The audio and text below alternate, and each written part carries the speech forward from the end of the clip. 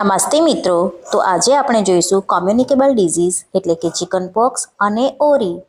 આ બંને ડિઝીઝની અંદર એમસીક્યુ કેવા કેવા પૂછાઈ શકે છે. આગળના વિડીયોમાં આપણે જોયા હતા 20 સુધી પોલિયોમાયલાઇટિસના રિલેટેડ એમસીક્યુ. હવે જોઈશું chicken pox related MCQ. 21 chicken pox કયા વાયરસથી થાય છે? A hepatitis virus, B varicella zoster virus, C measles virus, D polio virus. સાચો જવાબ છે બી વેરીસેલા જોસ્ટર વાયરસ. 22 નીચેનામાંથી પૈકી કાલા આઝાર માટે કોણ જવાબદાર છે? એ માખી, બી ઉંદર, સી મચ્છર, ડી સેન્ડફ્લાય. સાચો જવાબ છે ડી સેન્ડફ્લાય. 23 ચિકન પોક્સના રોગના કેસો મોટાભાગે કઈ સિઝનમાં વધુ જોવા મળે છે? એ શિયાળો, બી ચોમાસું, સી ઉનાળો, ડી ઉપરના તમામ. સાચું ઓપ્શન છે એ શિયાળો. 24 ચિકન પોક્સનું સૌથી સામાન્ય લક્ષણ કયું છે? એ સાંધાનો દુખાવો, બી ખંજવાળા અને ફોલ્લા, સી કમળો, ડી ઝાડા. સાચો જવાબ છે બી ખંજવાળા ફોલ્લા. 25 ચિકન પોક્સનો ઇન્ક્યુબેશન પીરિયડ કેટલા દિવસનો હોય છે? એ 2 થી 5 દિવસ, બી 10 થી 21 દિવસ, સી 1 થી 2 દિવસ, ડી 30 થી 40 દિવસ. સાચો જવાબ છે બી 10 થી 21 દિવસ. 26 ચિકન પોક્સ માટે કઈ વેક્સિન આપવામાં આવે છે? એ MMR, બી વેરેસેલા વેક્સિન, સી મિઝલ્સ, ડી એક પણ નહીં. સાચો ઓપ્શન છે બી વેરીસેલા વેક્સિન. 27 ચિકન પોક્સ કઈ ઉંમરમાં વધુ જોવા મળે છે?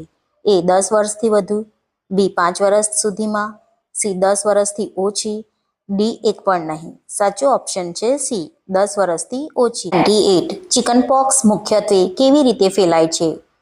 એ દૂષિત પાણી દ્વારા, બી હવા દ્વારા અને સીધા સંપર્કથી, સી મચ્છરના કરડવાથી, ડી જાતીય સંબંધથી. સાચો જવાબ છે બી હવા દ્વારા અને સીધા સંપર્કથી. 29 ચિકન પોક્સમાં ફોલ્લા ક્યાંથી શરૂ થાય છે? એ હાથ અને પગથી, બી છાતી અને પેટ પરથી, સી ચહેરાથી, ડી માથાથી. અહીં સાચો જવાબ છે બી છાતી અને પેટથી ચિકન પોક્સના ફોલ્લાની શરૂઆત થાય છે. 30 ચિકન પોક્સના દર્દી બીજાને ક્યાં સુધી ચેપ લગાડી શકે? એ ફોલ્લા આવ્યા ત્યારથી ફોલ્લા ખરવા સુધી, બી ફક્ત તાવ આવે ત્યારે જ, સી ફોલ્લા સુકાઈને પોપડા બને ત્યાં સુધી, ડી જીવનભર. અહીં સાચો જવાબ છે સી ફોલ્લા સુકાઈને પોપડા બને ત્યાં સુધી ચેપ લગાડી શકે છે.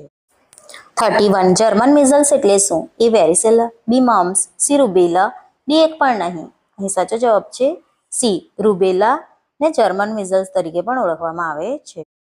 32 મિઝલ્સ કયા વાયરસથી થાય છે? A varicella zoster virus, B measles virus, C rubella virus, D influenza virus. સાચો જવાબ છે બી મિઝલ્સ વાયરસ. 33 ઓરીનો ઇન્ક્યુબેશન પીરિયડ કેટલો હોય છે? એ 1 થી 3 દિવસ, બી 10 થી 14 દિવસ, સી 21 થી 28 દિવસ, ડી 2 થી 5 દિવસ. સાચો જવાબ છે બી 10 થી 14 દિવસ. 34 ઓરીનું 3C લક્ષણ કયું નથી? એ કફ, બી કોરિઝા, સી કંજાઇટિવાઇટિસ, ડી કોન્સ્ટિપેશન. અહીં સાચો જવાબ છે ડી કોન્સ્ટિપેશન એ ઓરીનું 3C લક્ષણ નથી. 35 ઓરીમાં કોપ્લિક સ્પોટ ક્યાં દેખાય છે? એ હાથ પર, બી ગાલની અંદરની બાજુમાં, સી છાતી પર, ડી પગ પર. અહીં સાચો જવાબ છે બી ગાલની અંદરની બાજુ એટલે કે બક્કલ મ્યુકોસાની અંદર જોવા મળે છે. 36 ઓરીનું રસીનું નામ શું છે અને એ ક્યારે આપવામાં આવે છે?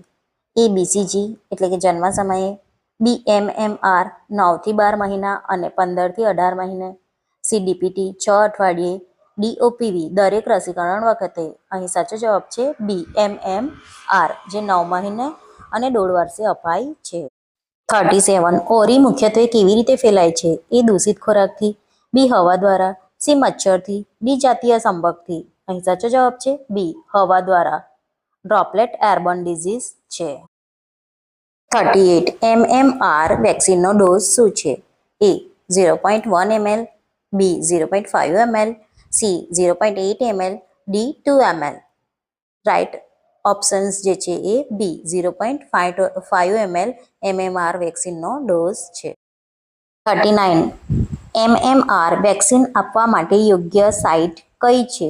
એ ડાબા હાથ ઉપર, બી જમણા હાથ ઉપર ડેલ્ટોઇડ મસલ્સમાં, સી ડાબા પગ ઉપર, ડી જમણા પગ ઉપર. અહીં સાચો જવાબ છે જમણા હાથ ઉપર આપવામાં આવે છે. MMR કયા રૂટ દ્વારા આપવામાં આવે છે?